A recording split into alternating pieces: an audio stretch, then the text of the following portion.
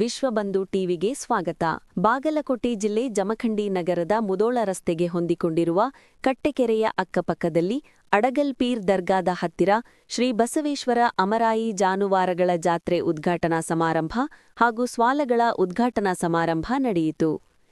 ಇದೇ ಸಂದರ್ಭದಲ್ಲಿ ದಿವ್ಯ ಸಾನ್ನಿಧ್ಯ ಸಟಸ್ಥಳ ಬ್ರಹ್ಮಶ್ರೀ ಶಿವಲಿಂಗ ಪಂಡಿತಾರಾಧ್ಯ ಶಿವಾಚಾರ್ಯರು, ಮುತ್ತಿನಕಂತಿ ಹಿರೇಮಠ ಜಮಖಂಡಿ, ಶ್ರೀ ಆನಂದದೇವರು ಓಲೆಮಠ ಜಮಖಂಡಿ, ತದನಂತರ ಅಧ್ಯಕ್ಷರಾದ ನಂದಪ್ಪ ರಾಮಪ್ಪ ನ್ಯಾಮಗೌಡ, ಉಪಾಧ್ಯಕ್ಷರಾದ ಸಚಿನ್ ಮಲ್ಲಪ್ಪ ತುಪ್ಪದ, ಪಕ್ಕೀರಾಸಾಬ್ ಭಗವಾನ್, ಗಿರಮಲ್ಲಪ್ಪ ಹಂಚಿನಾಳ, ಕಲ್ಲಪ್ಪ ತುಪ್ಪದ, ಮಾದೇವ್ ತಲೆಬಕನವರ, ಸಿದ್ದರಾಮ್ ಜಂಬಗಿ, ನಂದಪ್ಪ ಹಿಪ್ಪರಗಿ, ನಂದಪ್ಪ ತಳವಾರ್, ಶ್ರೀಶೈಲ್ ಚಿಟ್ಗೌಡರ್, ನಂದಪ್ಪ ನ್ಯಾಮಗೌಡ, ಸಂಗಪ್ಪ ದಡ್ಡಿಮನಿ, ಹಣಮಂತ ತುಪ್ಪದ, ಮಲ್ಲೇಶ್ ಹೇಶಮನಿ, ಮಲ್ಲಪ್ಪ ಉಳ್ಳಾಗಡ್ಡಿ, ರೇವಣಪ್ಪ ತಲೆಬಕನವರ, ಆನಂದ್ ರತ್ನಾಕರ, ಕಾರ್ಯದರ್ಶಿಗಳು ಕೃಷಿ ಉತ್ಪನ್ನ ಮಾರುಕಟ್ಟೆ ಸಮಿತಿ ಜಮಖಂಡಿ, ಇನ್ನೂ ಹಲವು ಅಧಿಕಾರಿಗಳು, ಗುರು ಹಿರಿಯರು, ರೈತ ಬಾಂಧವರು ಹಾಗೂ ಯಾತ್ರಾತ್ರಿಗಳು. ವರದಿ ಲಕ್ಷ್ಮಣ್ ಕಾಂಬಳೆ, ವಿಶ್ವಬಂಧು ಟಿವಿ ಜಮಖಂಡಿ. ಈ ಸಾಲುಗಳ ಉದ್ಘಾಟನೆ ಕಾರ್ಯಕ್ರಮದಲ್ಲಿ ಭಾಗವಹಿಸಬೇಕೆಂದು ಕೇಳಿಕೊಳ್ಳುತ್ತೇನೆ. ಉದ್ಘಾಟನೆ ಮಾಡಬೇಕೆಂದು ಕೇಳಿಕೊಳ್ಳುತ್ತೇನೆ. ರೇಷ್ಮೆ ಇಲಾಖೆ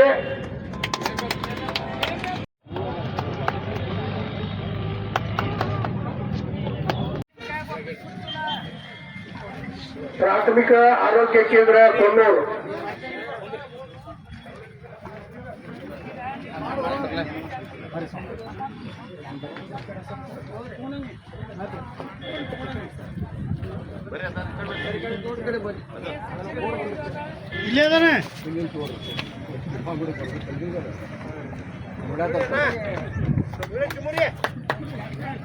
ಈ ಕಾರ್ಯಕ್ರಮದಲ್ಲಿ ಭಾಗವಹಿಸಬೇಕು ಎಲ್ಲ ಇಲಾಖೆಯ ಅಧಿಕಾರಿಗಳು.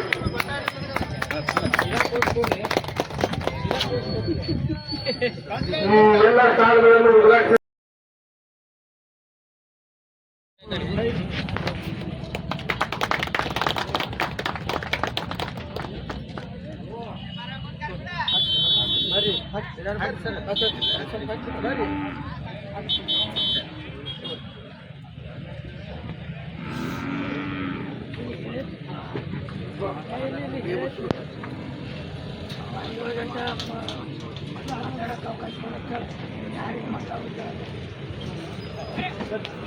ಮುಖಂಡಿಯ ವೈಭವವನ್ನು ಹೆಚ್ಚಿಸುವಂತ ಜಾತ್ರೆ ಅದು ನಮ್ಮ ಜಾನುವಾರು ಜಾತ್ರೆ ಅಂತಕ್ಕಂಥ ನಾವೆಲ್ಲ ಅರ್ಥ ಮಾಡ್ಕೋಬೇಕು.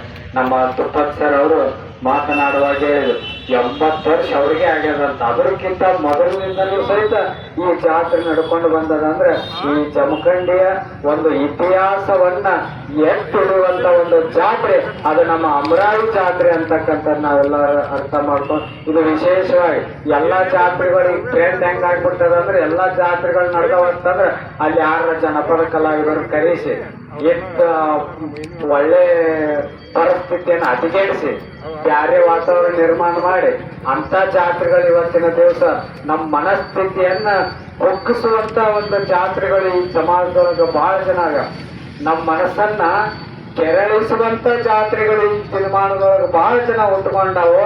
ಆದ್ರೆ ಈ ಜಾತ್ರೆ ನಮ್ಮ ಮನಸ್ಸನ್ನು ಕೆರಳಿಸುವಂತ ಜಾತ್ರೆ ಅಲ್ಲ, ನಮ್ಮ ಮನಸ್ಸನ್ನ ಅರಳಿಸುವಂತ ಜಾತ್ರೆ ಯಾವ್ದಂತಂದ್ರೆ ಅದು ನಮ್ಮ ಜಾನುವಾರು ಜಾತ್ರೆ. ಎಷ್ಟು ಅದ್ಭುತ! ರೈತರಿಗೆ ಮುಡಿಪಿದ ಜಾತ್ರೆ. ನಮ್ಮ ಹಿರಿಯರು ಏನ ಮಾಡ್ಯಾರ ಅಂದ್ರೆ ಅದಕ್ಕೊಂದು ಕಾರಣ ಇರ್ತದೆ.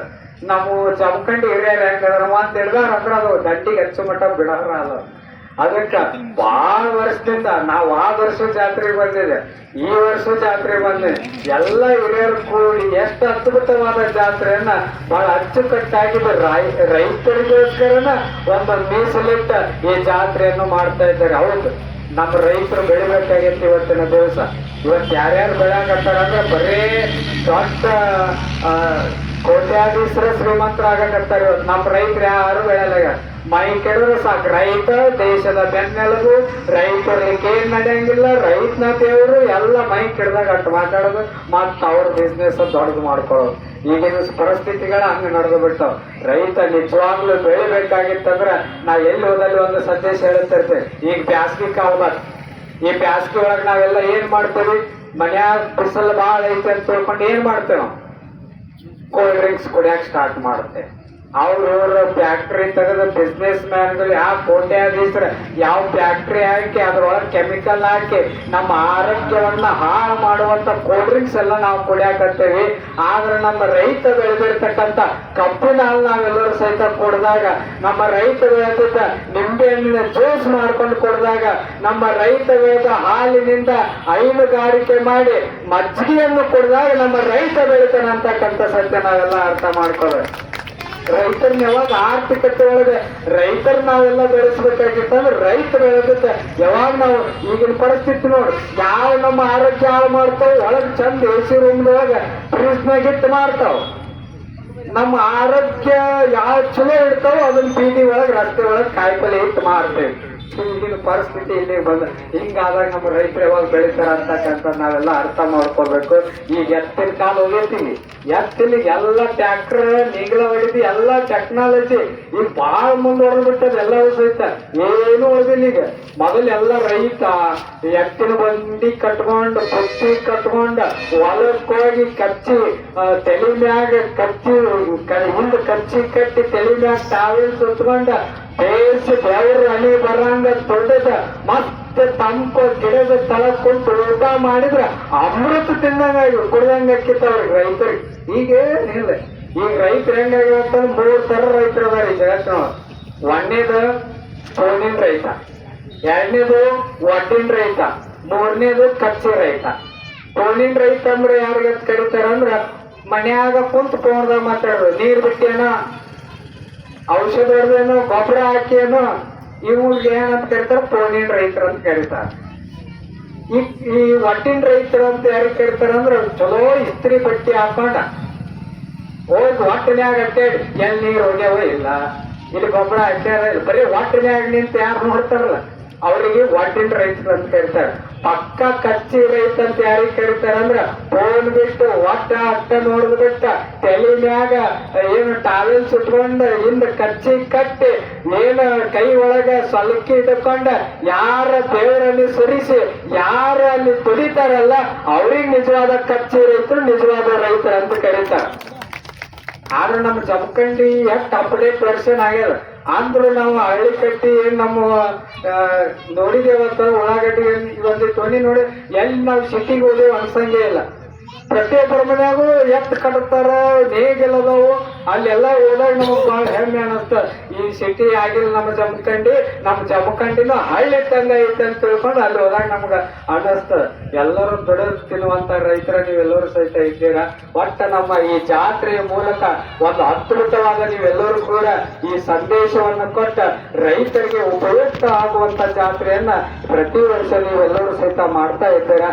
ಈ ಜಾತ್ರೆಗೆ ಬಂದು ಎಲ್ಲಾ ರೈತರು ನೋಡ ನಮ್ಮ ಕಂಕಣವಾಡಿ ರೈತವನ್ನ ಎಲ್ಲ ಬೆಳೆದಾನ, ಅವ್ರು ಹೊಲ್ದ ಅಡಿಕೆನೂ ಬೆಳೆದಾನ. ತುಪ್ಪದ ಸರ್ ಅವರು ಕೂಡ ಹೇಳಿದ್ರು, ಬಹಳ ವರ್ಷದಿಂದ ಈ ಒಂದು ಜಾತ್ರೆ ನಡ್ಕೊಂಡು ಬಂದಿದೆ ಅಂತ ಹೇಳಿದ್ರು. ಬಹುಶಃ ಈ ಜಾತ್ರೆ ಮೊದಲಿಗೆ ಆರಂಭದಲ್ಲಿ APMC ಒಳಗ ಬಹಳಷ್ಟು ವೈಭವದಿಂದ ನಡೀತಾ ಇತ್ತು ಅಂತೇಳಿ ನಮ್ಮೆಲ್ಲ ಹಿರಿಯರು ಹೇಳ್ತಾ ಇದ್ರು. ಅದರ ಜೊತೆಗೆ ಅಲ್ಲಿ ಮನೆಗಳು ಹಾಗೂ ಮಳಿಗೆಗಳು ಹೆಚ್ಚಾಗಿದ್ದರಿಂದ ಆ ಒಂದು ಜಾತ್ರೆ ಈ ಒಂದು ಸ್ಥಾನಕ್ಕೆ ಬಂದು ಇಲ್ಲಿ ಕೂಡ ಅಷ್ಟೇ ವೈಭವದಿಂದ ನಡೀತಾ ಬಂದಿದೆ. ಅದರ ಜೊತೆಗೆ ಇವತ್ತು ನಾವೆಲ್ಲರೂ ಕೂಡ ಭಾರತ ದೇಶ ಅಂತಂದ್ರೆ ನಾವೆಲ್ಲ ಏನ್ ಅನ್ಕೋತೀವಿ ಅಂತಂದ್ರೆ ಇದೊಂದು ಕೃಷಿ ಪ್ರಧಾನವಾದಂತ ದೇಶ. ಭಾರತ ದೇಶ ಅಂತಂದ್ರೆ ಒಂದು ಕೃಷಿ ಪ್ರಧಾನವಾದಂತ ದೇಶ. ಇಲ್ಲಿ ಹೆಚ್ಚು ನಾವು ಕೃಷಿಗೆ ಬಹಳಷ್ಟು ಮಹತ್ವವನ್ನ ಕೊಡ್ತಾ ಬಂದಿದ್ದೇವೆ. ಅದಕ್ಕಾಗಿ ಹೇಳ್ತಾರೆ, ವಿಶೇಷವಾಗಿ ಭೂಮಿಯ ತಾಯಿಯ ಚೊಚ್ಚಲ ಮಗ ಅಂತಂದ್ರೆ ಅದು ರೈತ ಅನ್ನೋದನ್ನು ಕೂಡ ನಾವೆಲ್ಲರೂ ಕೂಡ ಅರ್ಥ ಮಾಡ್ಕೋಬೇಕು. ಅಂತಹ ಒಂದು ಉಪಯುಕ್ತವಾಗಿರ್ತಕ್ಕಂತಹ ಈ ಒಂದು ಕಾರ್ಯದಲ್ಲಿ ಇವತ್ತು ರೈತರು ಸಾಕಷ್ಟು ಭೂಮಿ ತಾಯಿಯ ಮೇಲೆ ಅವಲಂಬಿತ ಆಗಿ ನಾವೆಲ್ಲರೂ ಕೂಡ ಬದುಕ್ತಾ ಇದ್ದೀವಿ ಅನ್ನೋದು ಕೂಡ ಅಷ್ಟೇ 100% ಸತ್ಯವಾಗಿರ್ತಕ್ಕಂಥ ಮಾತು. ವಿಶೇಷವಾಗಿ ಇಡೀ ಜಗತ್ತಿಗೆ ಅನ್ನವನ್ನ ಕೊಡ್ತಕ್ಕಂತಹ ಏಕೈಕ ದೇಶ ಅಂತಂದ್ರೆ ಅದು ಭಾರತ ದೇಶ ಅನ್ನೋದನ್ನು ಕೂಡ ನಾವೆಲ್ಲ ಇವತ್ತು ಸಂದರ್ಭದಲ್ಲಿ ಅರ್ಥ ಮಾಡ್ಕೋಬೇಕಾಗುತ್ತೆ. ಹಾಗಾಗಿ ಕೆಲವೊಂದಿಷ್ಟು ದೇಶಗಳಲ್ಲಿ ಅನ್ನ ಬೆಳಿಲಿಕ್ಕೆ ಸಾಧ್ಯನೇ ಇಲ್ಲ. ಆದ್ರೆ ನಮ್ಮ ಭಾರತ ದೇಶದಲ್ಲಿ ಎಲ್ಲ ತರ ಕಾಳುಗಳನ್ನು ನಾವೆಲ್ಲ ಎಲ್ಲ ರೀತಿಯ ಹಣ್ಣುಗಳನ್ನು ಕೂಡ ನಾವೆಲ್ಲ ಬೆಳೀತಾ ಇದ್ದೇವೆ. ಇದು ನಮ್ಮೆಲ್ಲರೂ ಕೂಡ ಒಂದು ಪುಣ್ಯ ಅಂತ ಹೇಳಿ ನಾನು ಬಯಸ್ತೀನಿ. ಅದಕ್ಕಾಗಿ ಇವತ್ತು ನಮ್ಮ ರೈತ ಬಾಂಧವರು ಹೆಚ್ಚು ಕೃಷಿ ಕಡೆ ಗಮನವನ್ನು ಕೂಡ ಕೊಟ್ಟು ಇನ್ನೂ ಕೂಡ ಕೃಷಿಯಲ್ಲಿ ಸಾಕಷ್ಟು ನಾವು ಬದಲಾವಣೆ ತರುವಂತ ಕೆಲಸವನ್ನ ರೈತ ಬಾಂಧವರು ಮಾಡ್ಕೊಂಡು ಬರಬೇಕಾಗಿದೆ. ಮತ್ತು ರೈತರು ಇವತ್ತು 1-2-3 ಎಕರೆ ಇತ್ತು ಅನ್ನಂದ್ರೆ ಬಹಳ ದೊಡ್ಡ ಶ್ರೀಮಂತ. ಯಾಕಂದ್ರೆ ಅದರಿಂದ ಸಾಕಷ್ಟು ಬೆಳೆಯನ್ನ ಬೆಳಿಬಹುದು, ಅದರ ಜೊತೆಗೆ ಹೈನುಗಾರಿಕೆ ಮಾಡ್ಬೋದು, ಮತ್ತು ಜೊತೆಗೆ ಆ ಭೂಮಿಯನ್ನು ಉಳಿಸ್ತಕ್ಕಂತಹ ಸಾವಯವ ಕೃಷಿಯನ್ನು ಕೂಡ ನಾವು ಅಳವಡಿಸಿಕೊಂಡು ಮಾಡಿದ್ದೇ ಆದ್ರೆ ಮುಂದೆ ಬರುವಂತ ದಿನಗಳಲ್ಲಿ ಹೇಳ್ತಾ ಇರ್ತಾರೆ. ಇವತ್ತೆಲ್ಲ ಕೆಲವೊಂದಿಷ್ಟು ಯುವಕರು ಏನ್ ಮಾಡ್ತಾ ಇದ್ದಾರೆ, ಎಲ್ಲಿ ಭೂಮಿಯೊಳಗೆ ಏನ್ ಕೆಲಸ ಮಾಡೋದು ಅಂತ ಹೇಳಿ ಎಲ್ಲೆಲ್ಲೋ ಬೇರೆ ಬೇರೆ ದೇಶಕ್ಕಾಗಿ ಹೋಗೋದನ್ನು ನಾವು ನೋಡ್ತಾ ಇದೀವಿ. ಆದ್ರೆ ಅರ್ಥ ಮಾಡ್ಕೋಬೇಕು, ಮುಂದೊಂದು ದಿವಸ ಇನ್ನ 10-20 ವರ್ಷದಲ್ಲಿ ಒಂದು ಎಕರೆ ಇದ್ದವನೇ ದೊಡ್ಡ ಶ್ರೀಮಂತನಾಗ್ತಾನೆ. ಅಂತಹ ಒಂದು ಕಾಲ ಮುಂದೆ ಬರ್ಬೋದು ಅನ್ನೋದನ್ನ ನಾವೆಲ್ಲ ಅರ್ಥ ಮಾಡ್ಕೋಬೇಕು. ಇವತ್ತೆಲ್ಲ ನೋಡ್ತಾ ಇದ್ರೆ ನೀವು ಗ್ಯಾಸಿನ ಸಮಸ್ಯೆ ಎಷ್ಟಾಗ್ತಾ ಇದೆ. ಗ್ಯಾಸ್ ಸಿಗದೆ ಹೋಯ್ತು ಅಂದ್ರೆ ನಾವು ಮತ್ತೆ ಒಲಿ ಕಡೆನ ಮುಖ ಮಾಡಬೇಕು. ಇವತ್ತು ನಮ್ಗೆ ಎಲ್ಲಿ ಪೆಟ್ರೋಲ್ ಮತ್ತು ಡೀಸೆಲ್ ಸಿಗದೆ ಹೋಯ್ತು ಅಂದ್ರೆ ಮತ್ತೆ ಬಂಡಿನ ಕಟ್ಟಬೇಕು ನಾವು. ಇಂತಹ ಒಂದು ವಾತಾವರಣದಲ್ಲಿ ನಾವೆಲ್ಲರೂ ಕೂಡ ಅದನ್ನ ಅರ್ಥ ಮಾಡಿಕೊಂಡು ಯಾವ ರೀತಿಯಾಗಿ ನಮ್ಮ ಹಿರಿಯರು ಹೆಂಗ್ ಬದುಕಿದ್ರು ಹಂಗೆ ಬದುಕಿದ್ರೆ ನಾವು ಮುಂದೆ ಬದುಕಲಿಕ್ಕೆ ಸಾಧ್ಯ ಇದೆ. ಅದು ಬಿಟ್ಟು ನಾವು ಆಧುನಿಕ ಯುಗ ಅಂತ ಹೇಳಿ ನಾವಿವತ್ತು ಏನಾಗ್ತಾ ಇದೆ ಅಂತ ಭಾರತದ ದೇಶದಲ್ಲಿ ಅಭಿವೃದ್ಧಿ ಅಂತ ಹೇಳಿ ಇವತ್ತು ಸಾಕಷ್ಟು ರೋಡ್ಗಳನ್ನ ನೋಡ್ತಾ ಇದ್ದೀವಿ, ಸಾಕಷ್ಟು ವಿಮಾನ ನಿಲ್ದಾಣಗಳನ್ನು ನೋಡ್ತಾ ಇದ್ದೀವಿ. ಇಂತಹ ವಿಮಾನ ನಿಲ್ದಾಣಗಳಾಗಿರ್ಬೋದು, ರೋಡ್ಗಳಾಗಿರ್ಬೋದು, ಜೊತೆಗೆ ಟ್ರೈನ್ ಹಾಯಿಸುವಾಗ ಸಾಕಷ್ಟು ಒಳ್ಳೆಯ ಕೃಷಿ ಇರ್ತಕ್ಕಂಥ ಭೂಮಿಯನ್ನು ನಾವೆಲ್ಲ ನಾಶ ಮಾಡ್ತಾ ಇದ್ದೀವಿ. ಹಾಗಾಗಿ ಇದೇ ರೀತಿ ಮುಂದುವರಿತು ಅಂತಂದ್ರೆ ಅಭಿವೃದ್ಧಿ ಅನ್ಕೊಂತ ಮುಂದೊಂದು ದಿವಸ ನಾವು ಒಂದು ತುಪ್ಪಿಗೂ ಕೂಡ ಗುರಿಯಾಗುವಂತ ಪರಿಸ್ಥಿತಿಗಳು ಇವತ್ತು ನಿರ್ಮಾಣ ಆಗ್ತಾ ಇದೆ. ಹಾಗಾಗಿ ನಾವೆಲ್ಲರೂ ಕೂಡ ಅಭಿವೃದ್ಧಿಯನ್ನ ಮಾಡಬೇಕು. ಯಾವ ರೀತಿ ಮಾಡಬೇಕು ಅಂತಂದ್ರೆ ಕೃಷಿ ಒಳಗೇನೆ ಅಭಿವೃದ್ಧಿಯನ್ನ ನಾವು ಹೊಂದಿದ್ದೀವಿ ಅಂತಂದ್ರೆ ನಮ್ಮ ಭಾರತ ದೇಶನೂ ಉಳಿಯುತ್ತೆ, ರೈತರು ಉಳಿತಾರೆ, ಮತ್ತು ನಾವೆಲ್ಲರೂ ಕೂಡ ಉಳಿತೀವಿ. ಯಾಕಂದ್ರೆ ಕೋಟಿ ವಿದ್ಯೆಗಿಂತ ಮೇಟಿ ವಿದ್ಯೆ ಮೇಲು ಅಂತ ಹೇಳ್ತಾರೆ. ಅಂದ್ರೆ ಇಂತಹ ಒಂದು ಮೇಟಿ ವಿದ್ಯೆಯನ್ನ ನಾವೆಲ್ಲರೂ ಕೂಡ ಕಲಿತು ಅದನ್ನ ಸರಿಯಾಗಿ ಉಪಯೋಗವನ್ನು ಮಾಡಿಕೊಂಡು ನಾವು ಬದುಕಿದ್ದೆ ಆದ್ರೆ ನಮ್ಮ ಬದುಕು ಅಂತಕ್ಕದ್ದು ಕೂಡ ಅದು ಸಾರ್ಥಕ ಹೊಂದುತ್ತೆ ಅಂತಕ್ಕಂಥ ವಿಚಾರವನ್ನ ಈ ಸಂದರ್ಭದಲ್ಲಿ ಹೇಳ್ತಾ, ಇವತ್ತು ನಾವೆಲ್ಲರೂ ಕೂಡ ವಿಶೇಷವಾಗಿ ಹೈನುಗಾರಿಕೆ ಕಡೆ ಹೆಚ್ಚಿನ ಗಮನವನ್ನು ಕೊಡಬೇಕು ಮತ್ತು ಭೂಮಿಯನ್ನು ಉಳಿಸುವಂತ ಕೆಲಸವನ್ನು ಮಾಡಬೇಕು. ಇವತ್ತು ಸಾಕಷ್ಟು ಸರ್ಕಾರದ ಸೌಲಭ್ಯಗಳಿದಾವೆ. ನಾವೆಲ್ಲ ಸ್ಟಾಲ್ಗಳಲ್ಲಿ ಇರ್ತಕ್ಕಂಥ ಅಧಿಕಾರಿಗಳಿಗೆ ಹೇಳೋದು ಇಷ್ಟೇ, ರೈತರು ನಿಮ್ ಕಡೆ ಬರ್ತಾರೆ ಇಲ್ಲೋ ಗೊತ್ತಿಲ್ಲ, ಆದ್ರೆ ನೀವೇ ರೈತರ ಹತ್ರ ಹೋಗಿ ಆ ಕೃಷಿ ಬಗ್ಗೆ ಅವರಿಗೆ ಹೆಚ್ಚಿನ ಗಮನವನ್ನು ಕೊಡುವಂತ ಕೆಲಸವನ್ನ, ಮಾಹಿತಿ ಕೊಡುವಂತ ಕೆಲಸವನ್ನ ಎಲ್ಲ ಸ್ಟಾಲ್ನವರು ಮಾಡಬೇಕು ಅಂತಕ್ಕಂಥ ವಿಚಾರವನ್ನ ಈ ಸಂದರ್ಭದಲ್ಲಿ ಹೇಳ್ತಾ, ಪ್ರತಿ ವರ್ಷ ಆ ದಿನದಲ್ಲಿ ಆಟೋ ಆಫೀಸಿನ ಹಿಂದುಗಡೆ ಇರುವ ಮೈದಾನದಲ್ಲಿ ಕೆಳಗಂಡಿ ಸ್ಪರ್ಧೆಯನ್ನು ಏರ್ಪಡಿಸಲಾಗಿದೆ. ನಾಳೆ ಸರಿಯಾಗಿ ಮುಂಜಾನೆ 10 ಗಂಟೆಗೆ ಜರುಗಲಿರುವ